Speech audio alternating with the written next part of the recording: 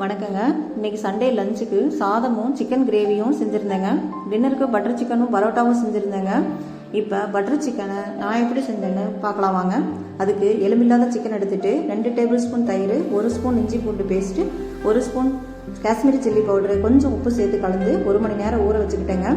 அப்புறம் ஒரு கடாயில் கொஞ்சம் பட்டரும் ஆயிலும் சேர்த்து சிக்கனை நல்லா வேக வச்சு எடுத்துக்கிட்டேங்க.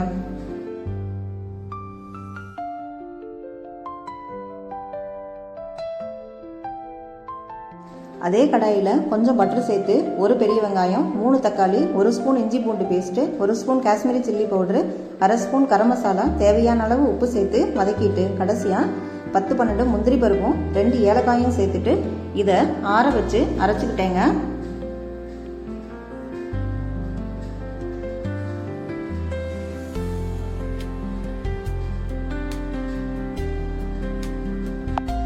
இப்போ ஒரு கடாயில் கொஞ்சம் பட்டர் சேர்த்துட்டு அதில் 1 ஸ்பூன் காஷ்மீரி சில்லி பவுடர் சேர்த்துட்டு அரைச்சி வச்சிருக்கிற மசாலாவை சேர்த்துட்டு அதோட வேக வச்சு வச்சிருக்கிற சிக்கனையும் சேர்த்து 10 நிமிஷம் கொதிக்க விட்டு கடைசியாக கொஞ்சம் சர்க்கரையும் க்ரீமும் சேர்த்துட்டேங்க. இப்படி தாங்க நான் பட்டர் சிக்கன் செஞ்சேன். இந்த வீடியோ பிடிச்சிருந்தா லைக் பண்ணுங்கள், சப்ஸ்கிரைப் பண்ணுங்கள்.